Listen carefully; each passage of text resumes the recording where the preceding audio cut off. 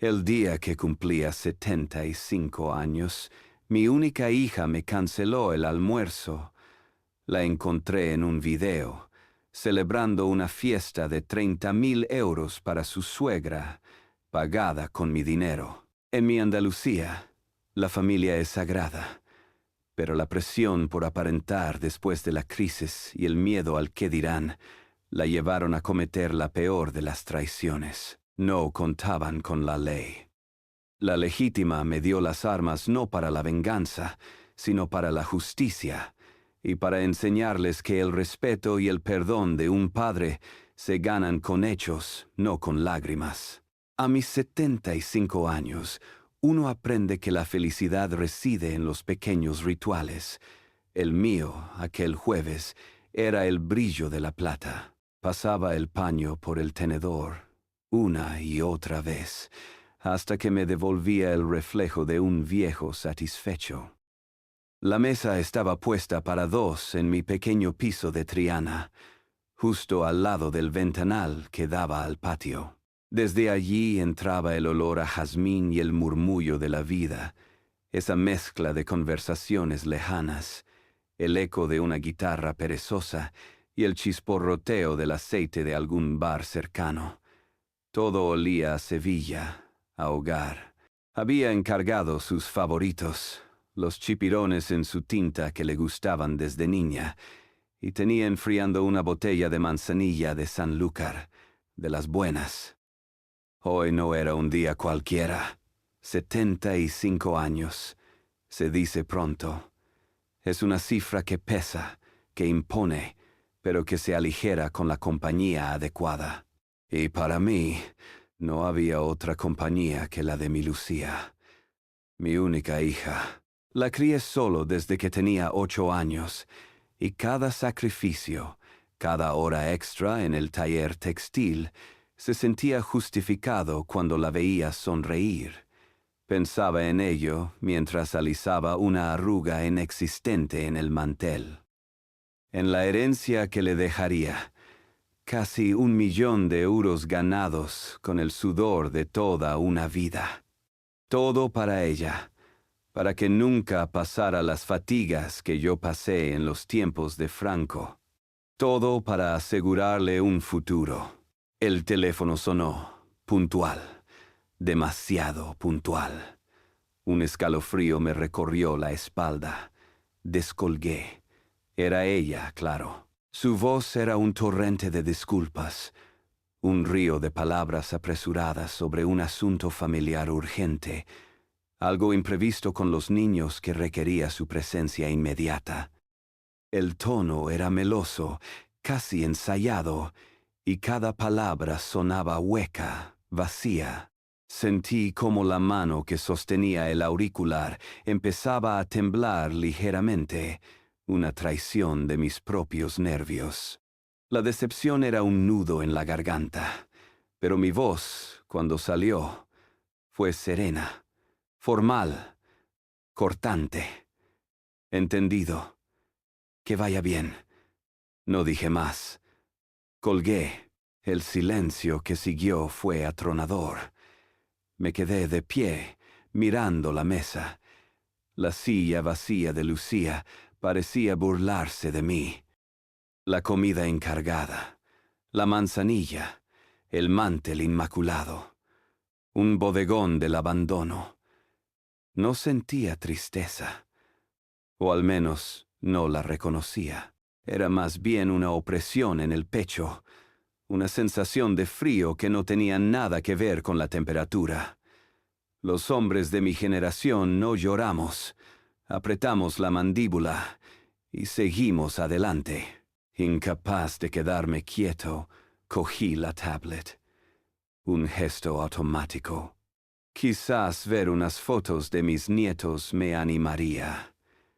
Abrí la red social y fue lo primero que vi.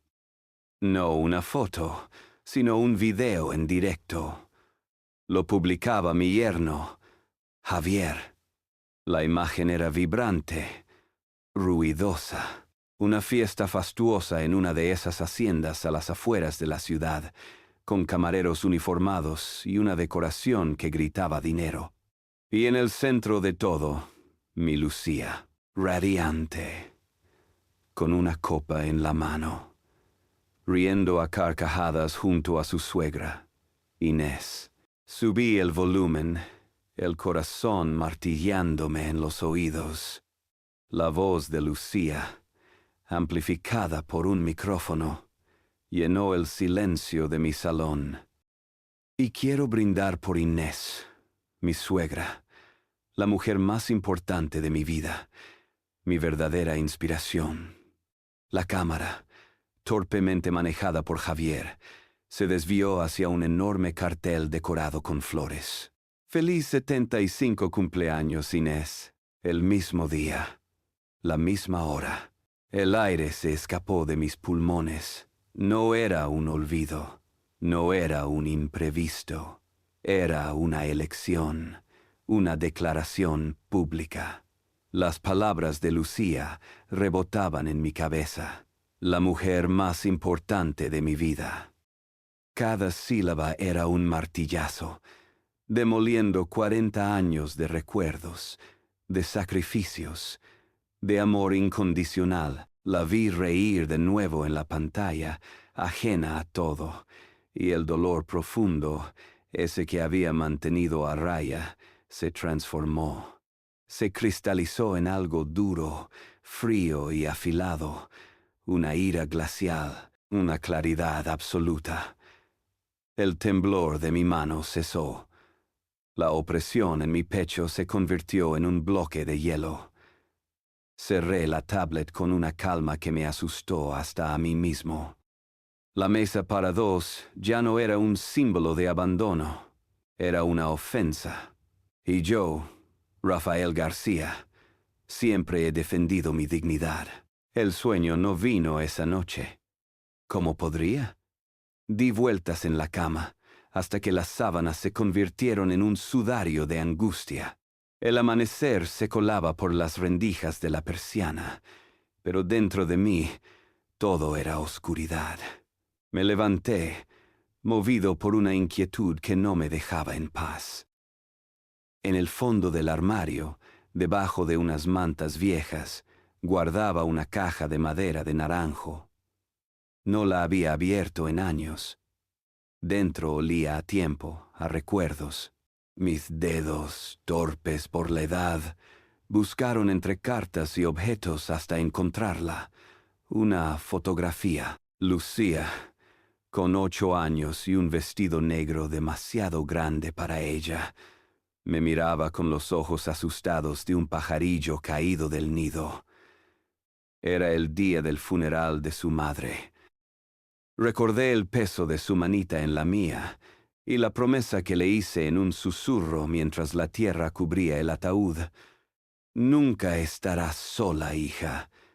Te lo juro.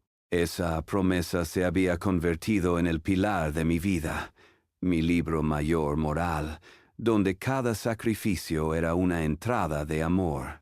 Un recuerdo en particular me asaltó con la viveza de un relámpago. Me vi a mí mismo, mucho más joven, en el taller textil. Era casi medianoche. El zumbido de las máquinas de coser era la única música en el polígono industrial. El aire olía a algodón y aceite de motor. Estaba terminando un pedido urgente, uno que nadie más quería, para poder pagarle a Lucía el viaje de estudios a Inglaterra. Ella soñaba con ver Londres, verla marchar en el aeropuerto, con los ojos brillantes de ilusión. Fue mi recompensa. Mi manera de querer nunca ha sido de palabras y abrazos, sino de hechos, de provisión. De asegurarme de que a ella nunca le faltara nada de lo que yo no tuve. Me dejé la piel trabajando, como decíamos antes, y lo hice con gusto. Pero esa noche, con el hielo de la traición instalado en mi pecho, esos recuerdos no traían calor, sino un amargo sabor a estupidez. Empecé a conectar puntos, a ver un patrón en lo que antes parecían anécdotas sin importancia, pequeñas mentiras.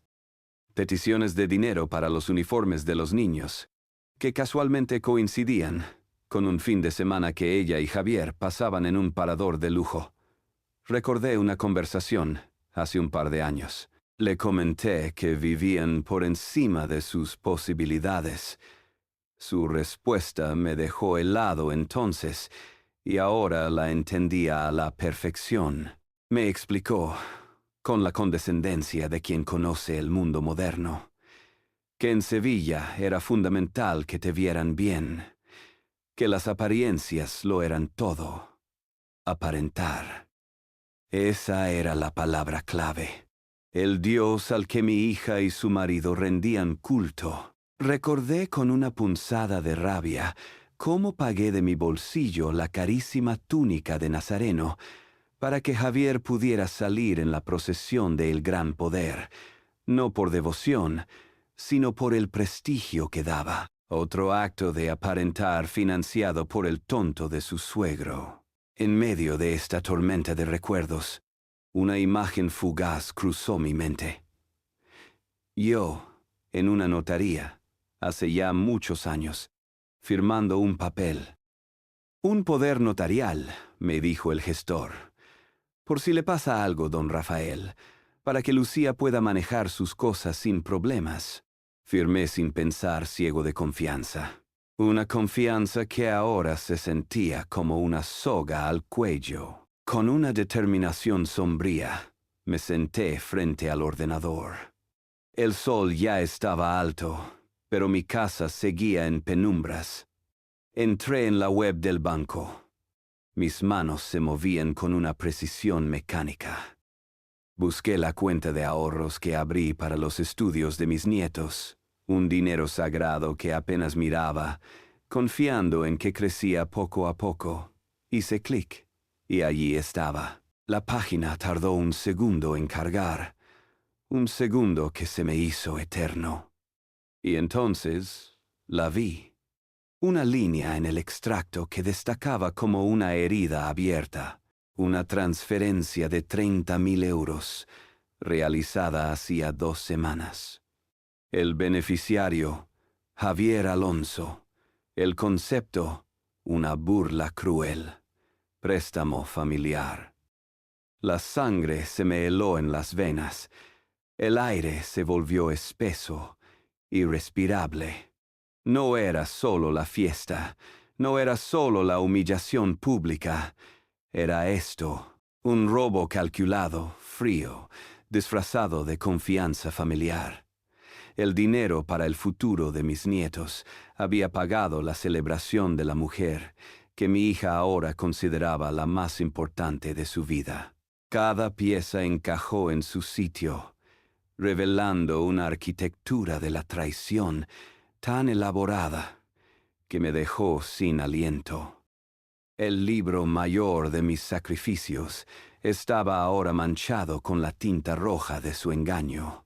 Y yo, que siempre había sido el proveedor, el protector, me sentí, por primera vez en mi vida, como una simple cartera, un cajero automático con fecha de caducidad, con la imagen de la transferencia bancaria grabada a fuego en mi retina.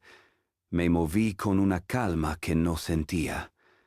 El corazón me latía con la fuerza sorda de un martillo contra la piedra, pero mis manos estaban firmes. Cogí el teléfono. Marqué su número. No tenía un plan, solo una pregunta. Respondió al tercer tono, su voz con un deje de alegría forzada que me revolvió el estómago. No me anduve con rodeos. Mi tono fue neutro, el de un contable revisando una partida. Le pregunté por los 30.000 euros, por el préstamo familiar a Javier. Al otro lado de la línea se hizo un silencio denso, pesado. Pude oír su respiración entrecortada, el sonido de una mente buscando una salida a toda prisa. Y entonces tartamudeó. Soltó una sarta de mentiras sobre una oportunidad de inversión increíble, Un negocio seguro que Javier había encontrado, algo que nos haría ganar dinero a todos. La escuché mentir sin interrumpirla. Cada palabra falsa era una palada de tierra sobre el ataúd de la confianza que una vez le tuve. Cuando terminó su enrevesado cuento, simplemente dije, «Entiendo», y colgué. No había nada más que hablar. La mentira descarada era la única confirmación que necesitaba. Colgué y cerré los ojos. Intenté imaginar la escena, no por justificarla, sino por comprender la mecánica de mi propia ruina. Vi a Javier con esa sonrisa de encantador de serpientes que nunca me gustó, arrinconando a Lucía en su cocina de diseño. Lo oí susurrarle al oído, mezclando veneno con promesas. Le hablaría de sus deudas, del fantasma de la crisis de 2008 que aún lo perseguía, de cómo los bancos le habían cerrado todas las puertas. Le pintaría un cuadro aterrador de la vergüenza social, del qué dirán si la gente se enteraba de que estaban arruinados. ¿Qué quieres, Lucía? ¿Que los niños tengan que dejar el colegio? ¿Que tus amigas te den la espalda? La vería a ella, mi hija, debilitada por el miedo a perder su estatus, a dejar de aparentar, cediendo poco a poco. Él la habría convencido de que la fiesta para su madre no era un gasto, sino una inversión, una forma de impresionar a la gente adecuada para salvarlos. Y mi dinero, el dinero para el futuro de mis nietos, era simplemente la herramienta. Ella no era malvada, era algo peor. Era débil, y él lo sabía. Abrí los ojos. La compasión era un lujo que ya no podía permitirme. Me senté frente al ordenador y empecé a trabajar con la meticulosidad de un cirujano. Imprimí los extractos bancarios, subrayando en rojo la transferencia. Entré en la red social de Javier e hice capturas de pantalla de la fiesta. Las fotos, los videos, el brindis de mi hija. Documenté la opulencia, la alegría falsa pagada con mi confianza. Luego, con el pulso firme, llamé a la compañía de seguros. Me identifiqué y confirmé que yo seguía siendo el pagador de la póliza de salud premium de la que disfrutaban Lucía, Javier y mis nietos. La amable señorita del otro lado me lo confirmó. Guardé el número de póliza y la fecha de la próxima renovación. Cada papel, cada dato, era un ladrillo en la arquitectura de su traición. Estaba construyendo un expediente, no por odio, sino por una necesidad visceral de orden, de verdad. Por último, fui al viejo escritorio de caoba, donde guardo los documentos importantes. Mis manos buscaron un sobre grueso. Dentro estaba la escritura del apartamento de la calle Mateos Gago, a la sombra de la Giralda. Un piso que compré como inversión hace décadas y que le prometí a Lucía como regalo de bodas. Lo sostuve en mis manos, el papel oficial, grueso, con sus sellos y firmas. Recordé su alegría cuando se lo dije, sus planes de decorarlo. Ahora, ese documento se sentía como una burla, una ofensa a mi inteligencia, un monumento a mi ceguera. La promesa seguía viva en el papel, pero su espíritu había sido asesinado. Aquel apartamento ya no era un símbolo de amor paternal, sino el precio de una lección que estaba a punto de impartir. Al día siguiente, con la carpeta de pruebas bajo el brazo, crucé el puente de Triana. El sol de la mañana sevillana era ya intenso, pero yo no sentía el calor. Caminaba con un propósito que me enfriaba la sangre y me aclaraba la mente. Mi destino era una notaría en la Plaza Nueva, un despacho cuyo nombre me había recomendado un viejo amigo del gremio textil. La carpeta, llena de extractos bancarios y capturas de pantalla. Pesaba no por los papeles, sino por lo que representaban. Era el sumario de mi humillación, y ahora mi única arma. Entrar en aquel edificio fue como pasar a otro mundo.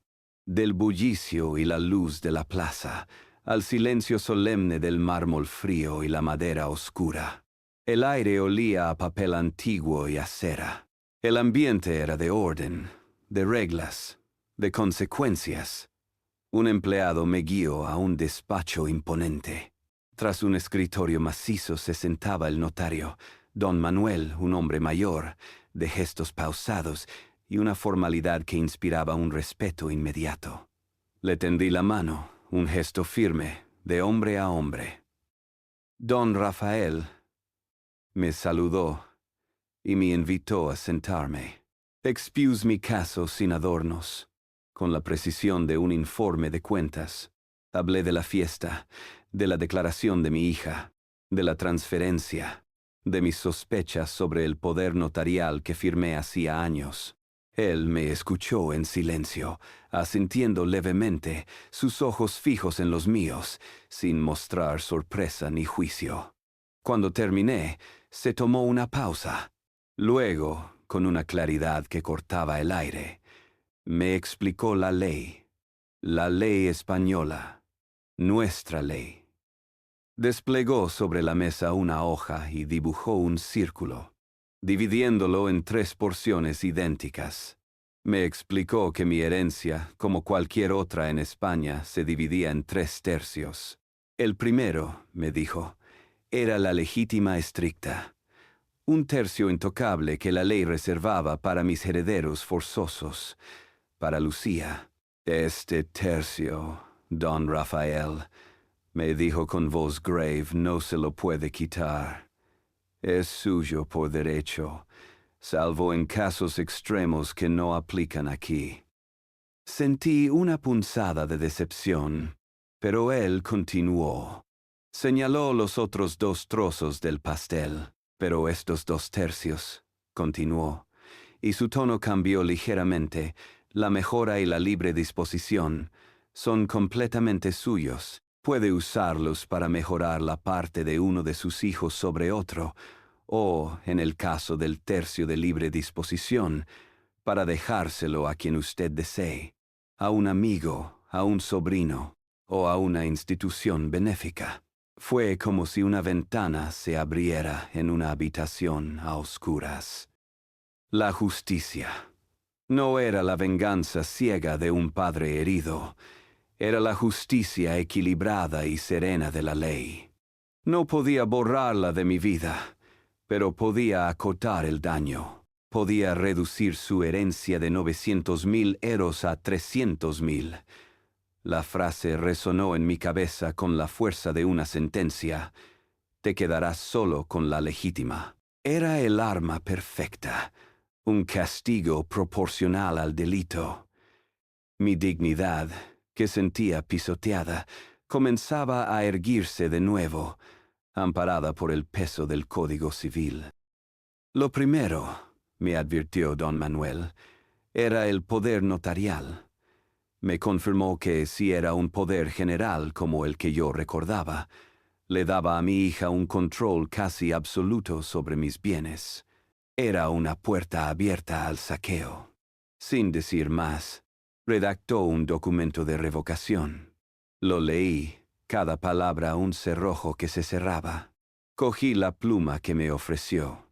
El sonido de la punta rasgando el papel fue el sonido más satisfactorio que había escuchado en días. Al estampar mi firma, sentí que recuperaba el timón de mi propia vida. Era mi primer acto de defensa, mi primera victoria silenciosa. Luego pasamos al testamento. Don Manuel me preguntó por mis nuevas voluntades.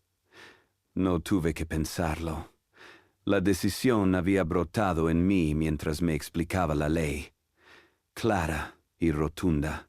Mi voz, cuando hablé, fue firme, sin un ápice de duda. Dicté que el tercio de mejora y el tercio de libre disposición de todos mis bienes serían legados íntegramente a una fundación local, una que conocía bien, los amigos de los mayores de Triana, que se dedicaba a cuidar de ancianos solos y sin recursos. Fue un acto simbólico, pero para mí lo era todo. El amor, el cuidado y el patrimonio que mi hija había despreciado irían a parar a aquellos que, como yo, conocían el amargo sabor de la soledad. Mi legado ya no sería la riqueza de una hija ingrata, sino la dignidad de docenas de viejos olvidados. Salí de la notaría de vuelta a la luz cegadora de la Plaza Nueva. El aire cálido ya no me oprimía. La carpeta bajo el brazo se sentía más ligera. No había alegría en mi corazón, pero había paz.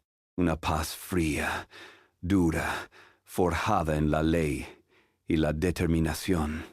Ya no era una víctima. Era un hombre con un plan. Salí de la notaría y el plan de acción se desplegó en mi mente con la claridad de un mapa. No había espacio para la duda o la pena. Cada gramo de dolor se había convertido en combustible para la determinación. Mi primera parada estaba a solo unas calles. El banco. Mi banco de toda la vida. La sucursal donde me conocían desde que era un joven empresario textil, hasta convertirme en el jubilado que soy. El director, Ricardo, un hombre afable que había gestionado las cuentas de mi familia durante 20 años, me recibió con una sonrisa que se borró al ver la seriedad de mi rostro y la carpeta que deposité sobre su mesa. Le presenté la revocación del poder notarial, sellada y firmada. Sus ojos se abrieron con una sorpresa que no pudo disimular. Me preguntó si había algún problema, si Lucía estaba bien.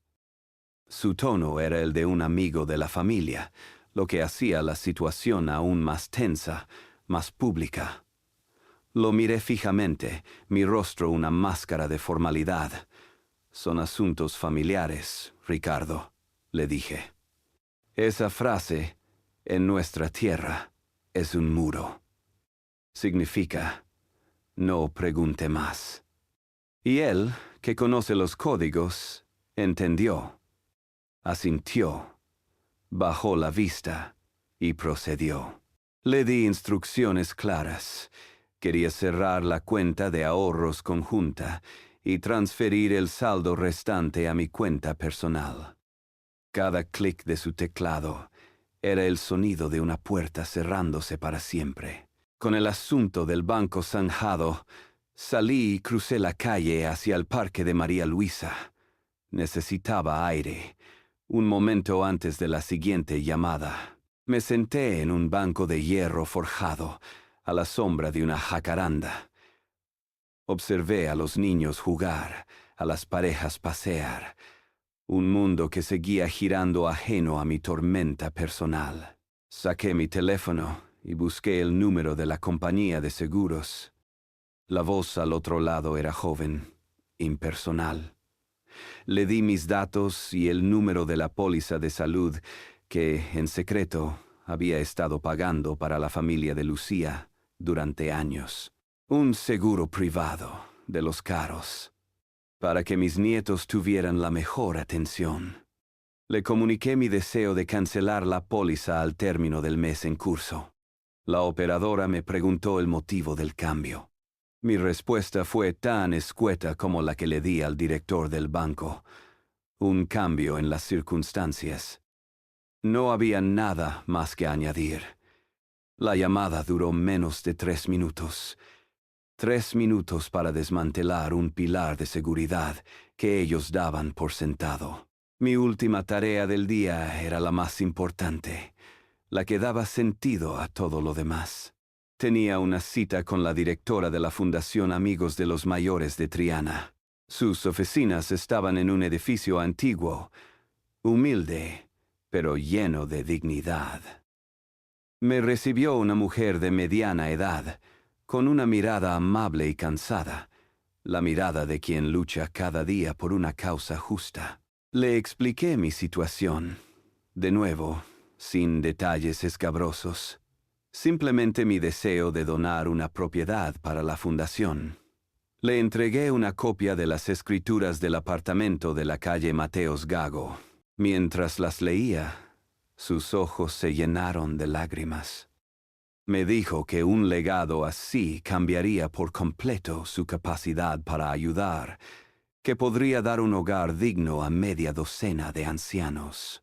Al firmar el compromiso de donación, sentí que mi promesa rota a Lucía renacía, transformada en algo más grande, más puro. El apartamento, manchado por la traición, ahora sería un refugio. Mi legado no sería el fruto de la codicia, sino un acto de justicia poética. Esa noche, en la soledad de mi piso, no sentí ni triunfo ni tristeza, solo un vacío ordenado. Había hecho lo que tenía que hacer. Me serví un vaso de agua y me senté en el balcón. Mientras miraba las luces de mi barrio, me permití imaginar, por un instante, el primer eco de mis acciones. Vi a Lucía en la caja de un supermercado, pasando sus compras. La vi entregar la tarjeta de la cuenta conjunta. La vi fruncir el ceño ante la palabra rechazada en la pantalla del datáfono. Pude sentir su confusión, su pequeño escalofrío de pánico. Imaginé su mano buscando el teléfono para llamar a Javier y restarle importancia, achacándolo a un error del sistema. Pero después visualicé su teléfono vibrando con un mensaje de texto, un SMS frío y corporativo de la aseguradora, notificándole que su póliza de salud no sería renovada.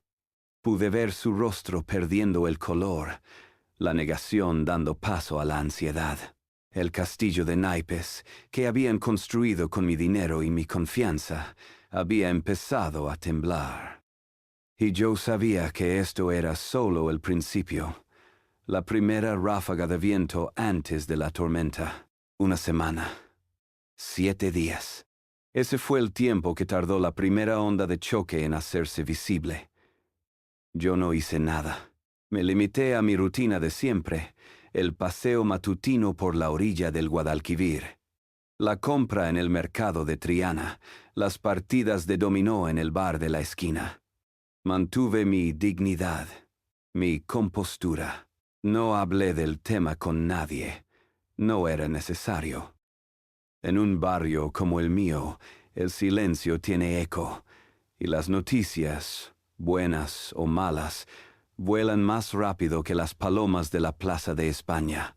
El primer indicio fue una placa, pequeña, de bronce pulido, atornillada elegantemente en el balcón del apartamento de la calle Mateos Gago.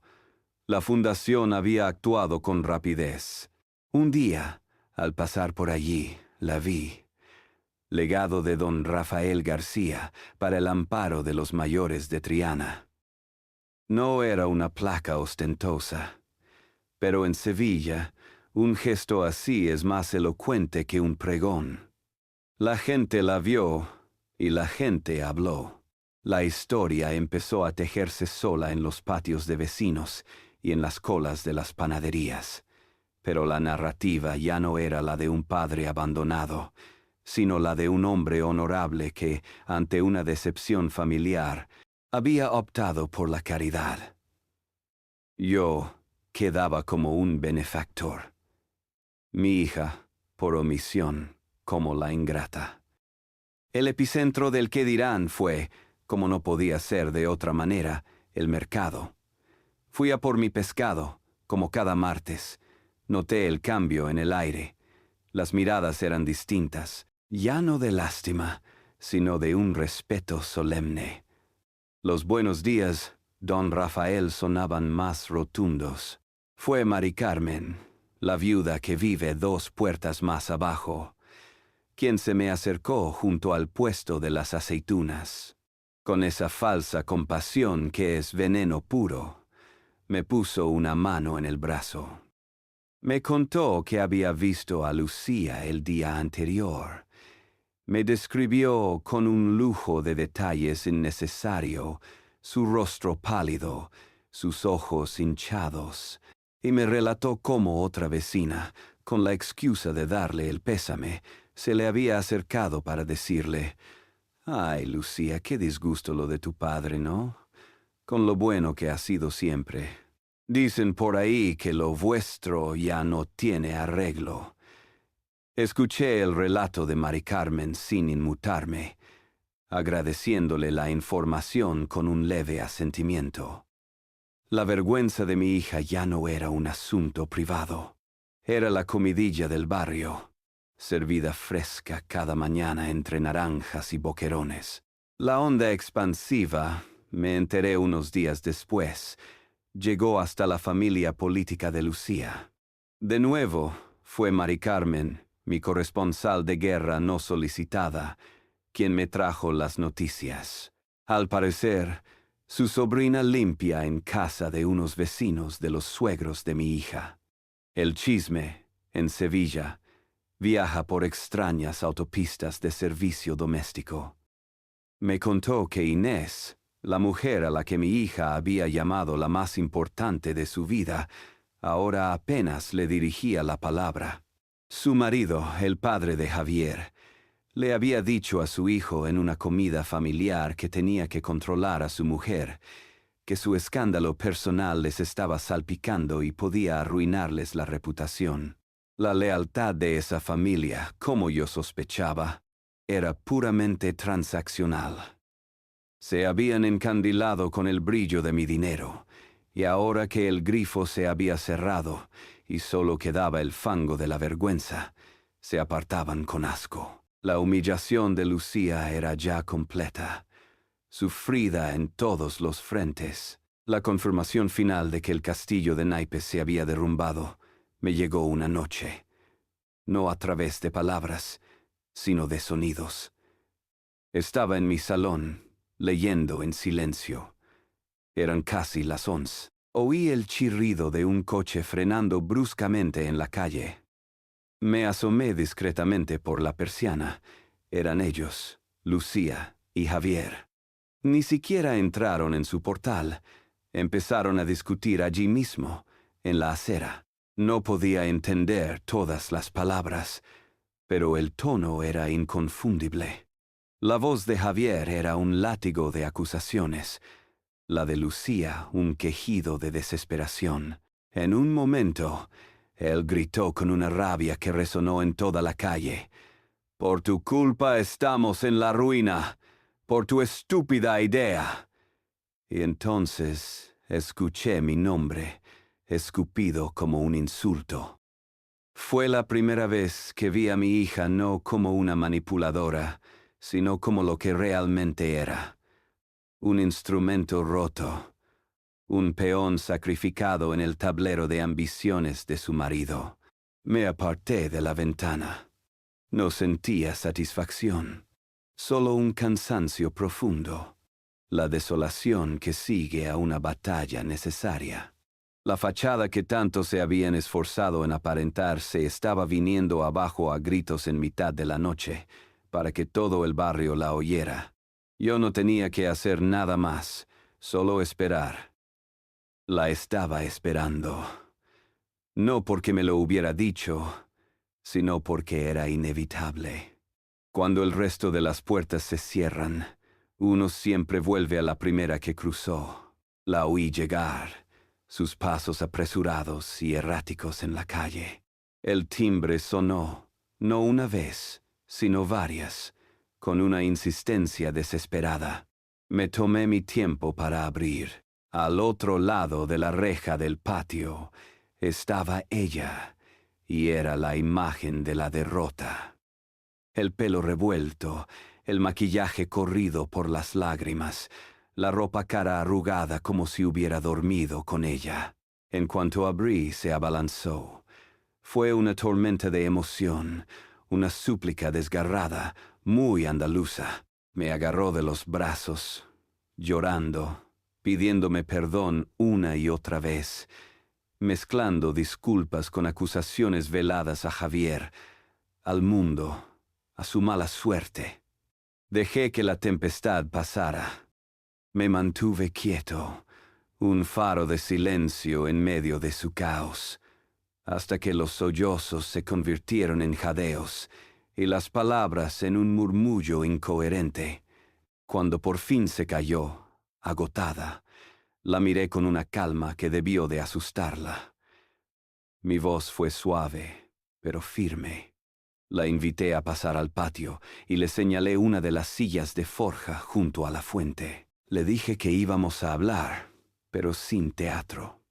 Esa frase, sin teatro, pareció desarmarla por completo. Fue como quitarle el guión a una actriz en mitad de la escena. Asintió, dócil por primera vez en mucho tiempo, y se sentó. Entré en la casa y volví con la carpeta. La deposité sobre la mesa de mosaicos con un sonido seco y definitivo. Me senté frente a ella. No había juicio en mi mirada, solo un cansancio infinito.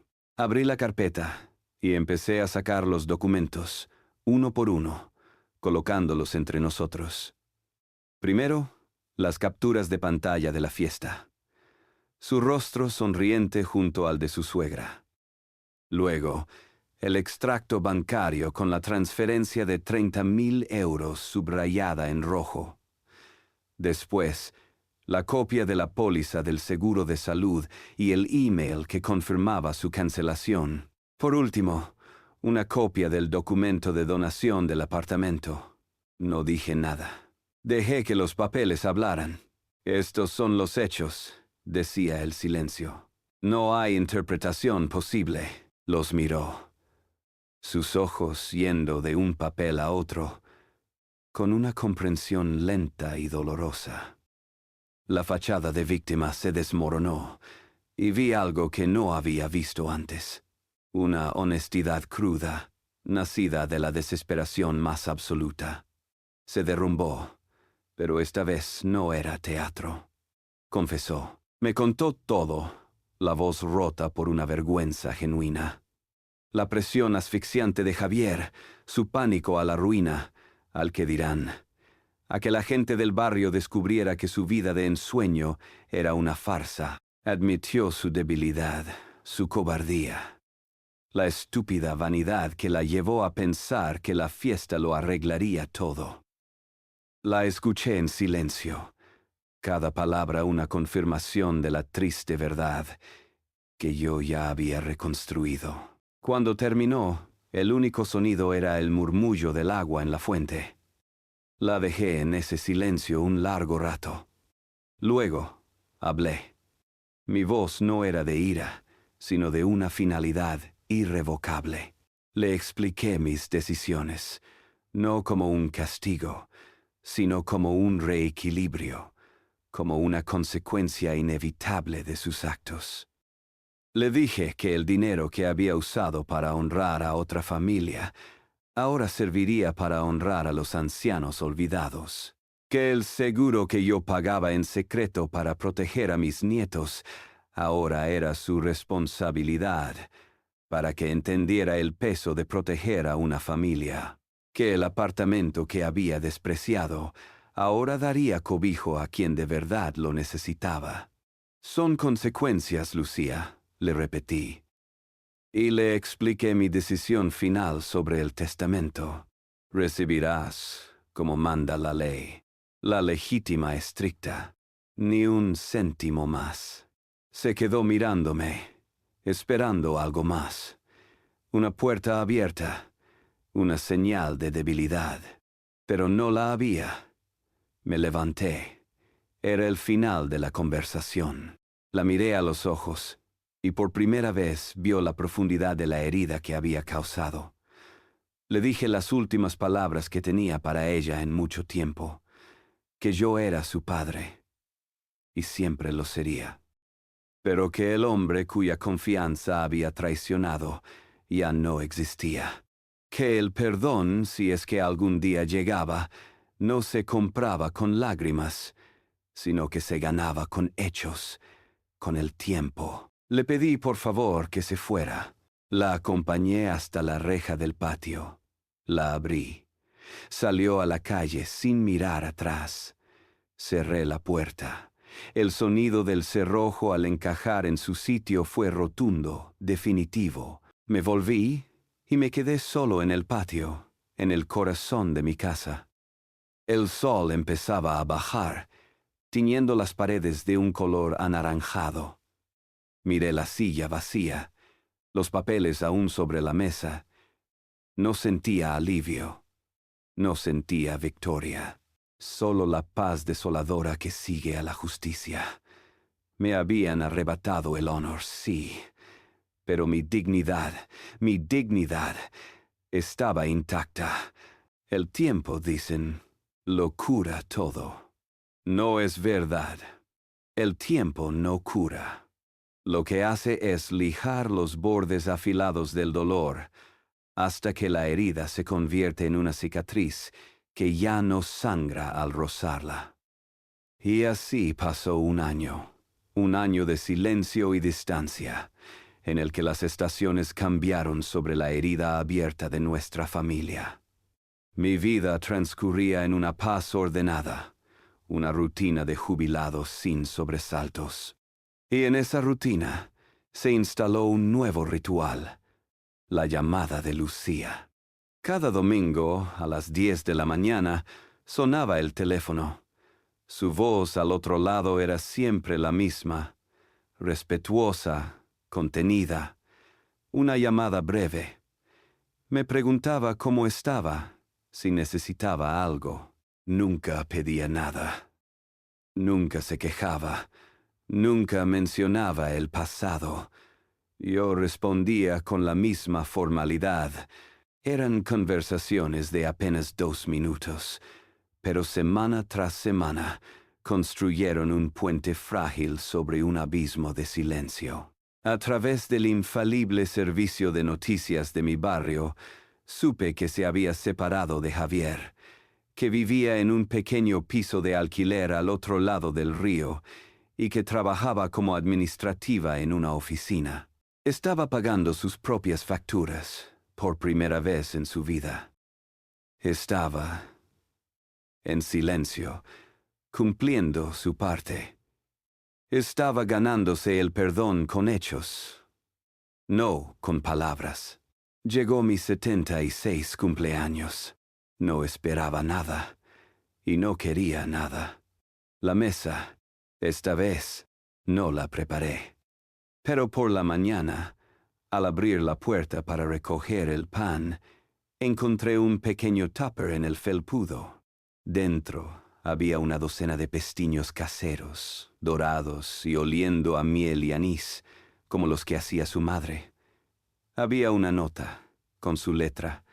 No decía te quiero ni perdóname. Solo 4 palabras. Felicidades, papá. Con todo mi respeto. Sostuve la nota en mi mano temblorosa. Aquel gesto humilde. Aquel sabor a un pasado que creía perdido para siempre, consiguió lo que no habían logrado sus lágrimas, resquebrajar el hielo que rodeaba mi corazón. El siguiente domingo, cuando llamó a las 10 en punto, la interrumpí antes de que empezara su letanía habitual. Hubo una pausa, y entonces le dije que si le apetecía tomar un café esa tarde, en el bar de siempre. El silencio al otro lado de la línea fue largo, cargado de un año de palabras no dichas. Finalmente, con una voz que apenas era un susurro, aceptó. Nos sentamos en una pequeña mesa en la terraza del bar de la esquina, el mismo donde la llevaba a tomar un refresco después del colegio. Al principio fue incómodo. El aire estaba denso con el peso de nuestra historia. Pedimos 2 cafés y nos quedamos en silencio, mirando el ir y venir de la gente.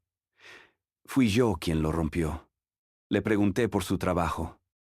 Y entonces ocurrió algo inesperado. Sus ojos se iluminaron. Me habló de su pequeña oficina, de sus compañeros, de la satisfacción que sentía al recibir su modesto sueldo a fin de mes. No había rastro de la vanidad de antes, de la necesidad de aparentar. Había un orgullo nuevo, tranquilo, el orgullo de quien se vale por sí misma. No hablamos del pasado, no era necesario. Hablamos de su presente, de su futuro incierto pero propio. La vi no como la mujer que me había traicionado, sino como una extraña que empezaba a conocer, una mujer que estaba luchando por reconstruirse desde los cimientos. La relación que tuvimos, la del padre proveedor y la hija dependiente, había muerto aquel día en el patio.